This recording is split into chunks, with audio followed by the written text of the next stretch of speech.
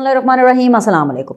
सबसे पहले तो अच्छी खबर देनी है आपको कि जी 12 फरवरी को हमारे घर पे मेहमान आ रहे हैं और जाहिर बात है पाकिस्तान हमारा घर है और पाकिस्तान फिर से होस्ट करेगा। किसको होस्ट करेगा बूझो तो जाने।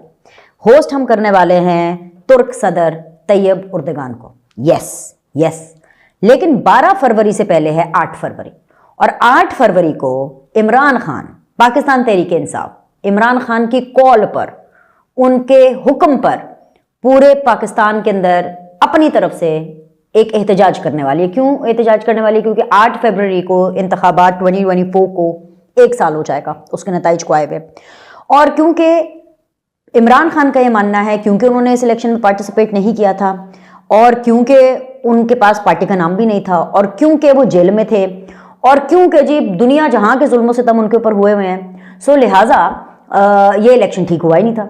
और क्योंकि इस इलेक्शन के नतीजे के अंदर इमरान खान वजीर आजम नहीं बने, नतीजे में क्या बनना था, उन्होंने तो इलेक्शन ही नहीं कंटेस्ट किया। हालांकि सबसे ज्यादा नॉमिनेशन पेपर्स पाकिस्तान तहरीक इंसाफ के लोगों ने जमा कराए थे, लेकिन फिर भी क्योंकि इनको इनकी मर्जी के नताइज नहीं मिले थे और फौज ने इनको सपोर्ट नहीं किया था, एस्टैब्लिशमेंट ने इनका साथ नहीं दिया था, और एस्टैब्लिशमेंट ने साथ क्या देना था, एस्टैब्लिशमेंट ने इनकी तरफ से खेला नहीं था, तो इसलिए ये 8 फरवरी को पूरे पाकिस्तान में एहतजाज करने वाले।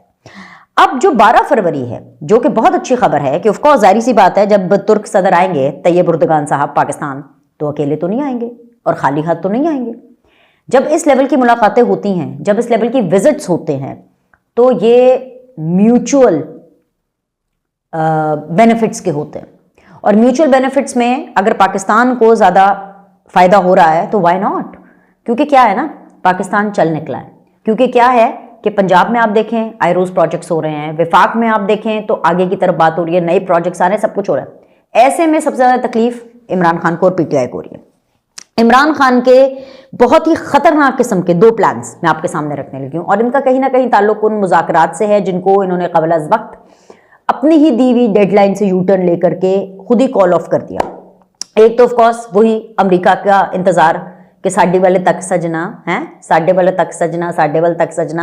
अभी तक वो अमेरिका ने इनके ऊपर एक नज़र या एक झलक डाली रही, लेकिन इमरान खान साहब को एज पर द रिपोर्ट्स जो हमें मिल रही हैं, जो इन्फॉर्मेशन मिल रही है, उनकी पार्टी की तरफ से और ख़ास तौर पे अमेरिका के अंदर जो कि पाकिस्तान तहरीक इंसाफ के वोटर सपोर्टर, मतलब मैं यूथिया के लफ्ज़ इस्तेमाल नहीं करना चाह रही, झूठा लफ्ज़ भी नहीं इस्तेमाल करना चाह रही, लेकिन जो अमेरिका में इमरान खान की जो भी सपोर्ट बेस है, वो इमरान खान साहब को ये पैगामात पहुंचा रही है कि फिक्र ना करें, बयान आ जाएगा।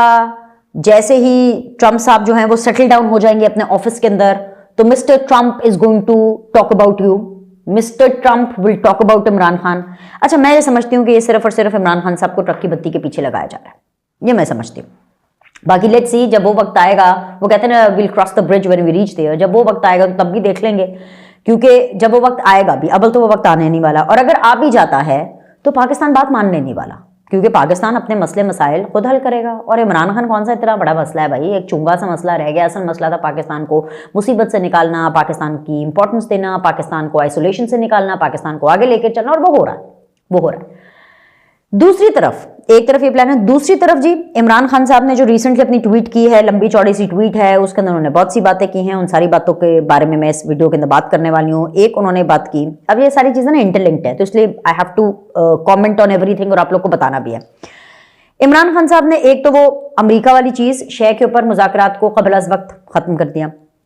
हालांकि आज भी हुकूमत कह रही थी, पूरा दिन आज मैं सुनती रही, और हुकूमत कह रही थी कि भाई इंतजार ही नहीं किया, वेट कर लेते, जब इनको बोला है कि हम लिख करके इनको जवाब देंगे। खुद तो इन लोगों ने जो है वो महीने लगा दिए अपने चार्टर ऑफ डिमांड्स लिख कर देने में, और जब जवाब की बारी आई है तो उसके अंदर हमें कहने जी आज का दिन है, आज का दिन है, 1 दिन में दें, 2 दिन में दें, 4 दिन में दें। हैं हमने जब कहा आपको 28 तारीख को दे देंगे, तो फिर भी उसका वेट नहीं करे। मैं ये समझती हूँ कि हुकूमत को ये किन्नस अपनी ख़त्म कर देनी चाहिए, क्योंकि कुछ अरसे के बाद जब ट्रंप इनके बारे में बात नहीं करेगा, अमेरिका को भी इनके साथ कुछ हमदर्दी नहीं होगी, तो ऑटोमेटिकली ये फिर से गिर गिराएंगे। दूसरी चीज़, इमरान खान ने कहा कि हमारा प्लान, इमरान खान का जो खौफनाक और ख़तरनाक मंसूबा है वो ये है कि वो फ़ौज की नब्ज़ पर हाथ रखना चाहते हैं। फ़ौज की नब्ज़ पर हाथ रखने का मतलब ये है क्योंकि इमरान खान फ़ौज की पैदावार रहे हैं, और सिर्फ फ़ौज की पैदावार नहीं रहे बल्कि फ़ौज ने ही उनको सब कुछ बनाया है। सियासत के अंदर, उनको वजीर आजम भी बनाया है। तो इमरान खान को फौज की दुखती रख का भी पता है, इसीलिए वो कभी उनको याया खान बोल देते हैं, इसलिए कभी उनको जो फॉल ऑफ ढाका है वो याद कराते हैं, इसलिए पीछे भी उनको कभी मीर जाफर, मीर सादिक बोला करते थे। चले वो तो चले गए लोग, लेकिन एनीवेज, तो ये full time general Asim Munir साहब के साथ पंगे करने के मूड में होते हैं कि जी जनरल आसिम मुनीर साहब तुम्हारी बात नहीं सुन रहे हैं, फौज हमारी बात नहीं सुन रही है, तो इनको जरा ना थोड़ा बुली करते हैं। तो शायद अब भला इनको कोई बताए और समझाए कि बेशक आपकी जितनी भी यारी और दोस्ती रही हो, जितना भी आप फौज को हमारे से ज्यादा, मेरे से ज्यादा, मीर सलीम से ज्यादा, नवाज शरीफ से ज्यादा, शहबाज शरीफ से ज्यादा, मरीम नवाज से ज्यादा फौज को जानते हो, लेकिन मुझे लगता है कि इमरान खान साहब चूक कर रहे हैं। फौज कभी बुली नहीं होती, फौज कभी हारती भी नहीं है, रियासत कभी नहीं हारती। रियासत के साथ जो जो भी टकराता है ना, शिकस्त उसी की होती है, और रियासत को हारना भी नहीं चाहिए of course. But Imran Khan साहब ने ये कहा कि अब वो जिन लोगों के साथ मुज़ाकरात करेंगे वो कौन से लोग हैं। एक तो फौज है, उन्होंने दोबारा लिखा कि हम एस्टैब्लिशमेंट के साथ मुज़ाकरात करेंगे, और प्लस उन्होंने अपने ट्वीट में लिखा उस पैराग्राफ में कि एस्टैब्लिशमेंट के साथ वो जो मुज़ाकरात करेंगे वो अपनी ज़ात के लिए नहीं करेंगे, वो पाकिस्तान के लिए करेंगे, वो कौम के लिए करेंगे। हालांकि ये झूठ है, मतलब ये तो मंजर है दिखाने के लिए, वो जावेद अपनी मर्जी से ही मुज़ाकरात उनके साथ करना चाहते हैं, और मुज़ाकरात के अंदर 1 पॉइंट एजेंडा होगा, और वो ये होगा कि मुझे जेल से बाहर निकालो और मुझे वज़ीर आज़म बनाओ, और वो एक ही एजेंडा होगा कि शहबाज सरकार गिराओ, शहबाज शरीफ को हटाओ और इमरान खान को लाओ, सिंपल। लेकिन फौज इंटरेस्टेड नहीं है उनसे मुज़ाकरात करने में, और उसका सबसे बड़ी जो बात है वो यही है कि जो जवाब गौहर खान को दिया गया जब वो अली अमीन गंडापुर के साथ टैग अराउंड करके चले गए, वो तो जनरल आसिम मुनीर साहब ने अपना बड़प्पन दिखा दिया। अनस्केड्यूल मीटिंग थी, जाहिर सी बात है, he is a very important personality, तो वो ऐसे ही थोड़ी ना किसी से भी मिल लेंगे, लेकिन उन्होंने अपना बड़प्पन दिखाया, अपना जर्द दिखाया कि चलो यार, मतलब ठीक है, मैं अब आ गए हैं तो मैं बात सुन लेता हूँ, इज्जत दे देता हूँ, ठीक है। इसको शायद इमरान खान साहब ने अपनी शायद कमजोरी समझ लिया फौज की कि अच्छा जी अब मेरी बात हो गई और एक ब्रेक थ्रू हो गया है, लेकिन उसी टाइम पे उनको शटअप कॉल दी गई कि लिसन, ये जो आपके जो भी सियासी मामला है ना, आप सियासतदानों से जाके डिस्कस करें। तो अब इमरान खान ने कहा कि भाई आप किससे मुज़ाकरात करने हैं, मौलाना साहब से, शाहिद खाकान अब्बासी, ये क्या नाम है इनका, महमूद खान अचकज़ई और मुस्तफ़ा नवाज़ खोखर साहब। शाहिद खाकान अब्बासी को ये लूप में लाना चाहते हैं, खैर उनके पास गए भी, मतलब उनकी मुलाकात भी हुई बेसिकली। तो शाहिद खाकान अब्बासी साहब तो वही हैं जिनको LNG स्कैंडल के उन्होंने इतनी देर अंदर रखा, वो इतने लंबे 6 फुट के आदमी, और उनको जिस जेल में रखा गया वो शाहिद खाकान अब्बासी साहब खुद ये कहते हैं कि भाई वो ऐसे झुक झुक करके जेल के दरवाजे के अंदर से बाहर होते होते कहते हैं जी मेरी तो कमर में दर्द निकल है। क्या बता, अच्छा खासा लंबा आदमी है, उनको आप एक छोटी जेल में रखेंगे? इमरान खान के टाइम पे रखा। फिर शाहिद खाकान अब्बासी साहब लगातार ये कहते रहे थे जब उनको जेल में रखा गया कि भाई ये ओपन ट्रायल हो, ताकि लोगों को पता तो चले कि मैंने किया क्या है, आवाम को ताकि पता चले कि मैंने क्या किया है, मैंने बुरा किया है कि मैंने अच्छा किया है। लेकिन आज जो शाहिद खाकान अब्बासी की सपोर्ट इनको चाहिए। Mustafa Nawaz Khokhar sahab is independent right now, independent in the sense कि he is just one man party, so I don't know कि what good he can bring उनके साथ टेबल पे बैठ कर। जितना मुझे मुस्तफ़ा नवाज साहब की पॉलिटिक्स का पता है, वो कोई इमरान खान और PTI की जो सियासत है उसको कोई बहुत अच्छा नहीं समझते। हाँ, एंटी दिस सिस्टम होने का मतलब, एंटी शहबाज हुकूमत होने का मतलब, या इस मुत्तहिदा हुकूमत के अग्री ना करने का मतलब ये नहीं है कि मुस्तफ़ा नवाज खोखर जो है वो प्रो खान हो गए हैं या प्रो PTI हो गए हैं या वो PTI की तर्ज सियासत से एग्री कर रहे हैं, नॉट एट ऑल। मौलाना साहब के साथ वर्किंग रिलेशन बन नहीं सका, तो आई डोंट नो कि इमरान खान साहब उनको अब दोबारा क्या लॉलीपॉप देंगे। महमूद खान अचकज़ई साहब की बात रही तो उनको लूप में ही नहीं रखा। महमूद खान अचकज़ई साहब को भी मैं सुन रही थी, वो आजकल वो यही बात करें कि उनको खुद नहीं समझ आ रही कि भाई इमरान खान चाहते हैं, उनको कुछ समझ नहीं आता कि जब मुज़ाकरात में इतनी आगे तक बात कर लेते हैं फिर खुद ही बैक ऑफ कर लेते हैं, मतलब कि उनको भी इतना लूप में नहीं रखा गया, तो he is not very much keen to be on the same page. दूसरी तरफ Mahrang Baloch on the missing person. अब मिसिंग पर्सन एक बड़ा ही सेंसिटिव इशू है, ठीक है, और अब ये चाहते हैं, इमरान खान साहब ने अहकामात जारी किए कि जी मिसिंग पर्सन के मामले को चुको। वैसे तो खैर ऐसा पाकिस्तानी कोई भी मिसिंग नहीं होना चाहिए, पता होना चाहिए कि जी क्या है, भाई रियासत माँ जैसी होती है, किसी का मिसिंग नहीं होना चाहिए। लेकिन जिस पॉइंट ऑफ व्यू से इमरान खान इसको कैश करना चाहते हैं और जिस पॉइंट ऑफ व्यू से इमरान खान इसको चुकना चाहते हैं ना, वो पॉइंट ऑफ व्यू वो है कि जी इस्टेब्लिशमेंट के साथ फुल टाइम पंगा करो, उनको ऐसे इस्टेब्लिशमेंट को ना चोक कर दो, नक्को नक करो, ताकि वो मजबूर हो जाए। अच्छा, मोहसिन दावर साहब को भी आप साथ ले लें, क्योंकि मोहसिन दावर साहब का एक एंटी इस्टेब्लिशमेंट स्टांस रहा है। तो इमरान खान का ये खतरनाक मंसूबा है कि एक तरफ इनको इकट्ठा करे, दूसरी तरफ वो 7.5 तक सजना अमेरिका को है, अमेरिका साहब बहादुर हमारा है, वो जो है वो इमरान खान को सपोर्ट करेगा। दोनों तरफ ये। तीसरी तरफ जो इमरान खान कह रहे हैं जी, वो मलिक रियाज साहब को से दरखास्त कर रहे हैं। इमरान खान कह रहे हैं कि मैं दरखास्त करता हूं मलिक रियाज से कि वो तमाम जर्नैलों के और तमाम फौजी लोगों के जो नाम है वो पब्लिक करें, उन तमाम लोगों के नाम पब्लिक करें जिनने जो मलिक रियाज हैं उनसे फाइनेंशियल फ़ायदा लिया है, रिश्वतें ली हैं, फाइनेंशियल गेन्स लिए हैं, और उसके बदले में मलिक रियाज साहब ने अपना ये पूरा अंपायर खड़ा किया। क्योंकि मलिक रियाज तो ऑन रिकॉर्ड है ना कि मैं फाइलों के नीचे पहिए लगा देता हूँ। मतलब मलिक रियाज अपनी मेहनत से तो ये नहीं किया, पैसे को पैसा खींचता है। और अब तो जिस तरीके से बातें सब आगे आ रही हैं, अब तो ये भी पता चल रहा है कि मलिक रियाज साहब ने भी कैसे पैसा बनाया होगा।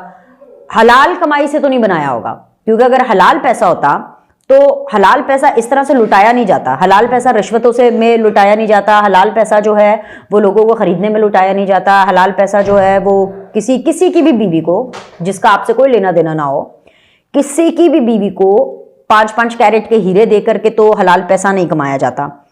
ये 2 नंबरी होती है, माले मुफ्त दिले बेरहम, कि इतना पैसा है, इतना पैसा है, इतना पैसा, और जिस तरीके से कमाया गया है वो उसी तरीके से जो है वो बाहर निकाल दो। अब अगर आप इन सारी चीजों को टोटल करें, इन सारी चीजों को अगर आप एनालाइज करें और अगर आप इनके डॉट्स जोड़ें तो मकसद एक है। मकसद एक है कि भाई किसी तरह army chief general Asim Munir साहब और शहबाज शरीफ साहब इनकी टूट जाए तड़क करके, ये सिस्टम खत्म हो, पाकिस्तान आगे ना बढ़े। क्योंकि इस सिस्टम को अगर फ्लॉप किया जाएगा, तमाम तर अपनी ताकत इमरान खान साहब जितनी भी उनके अंदर बाकी बची है वो लगा करके इस सिस्टम को फ्लॉप करेंगे, तो फिर ही इमरान खान की जगह बनेगी।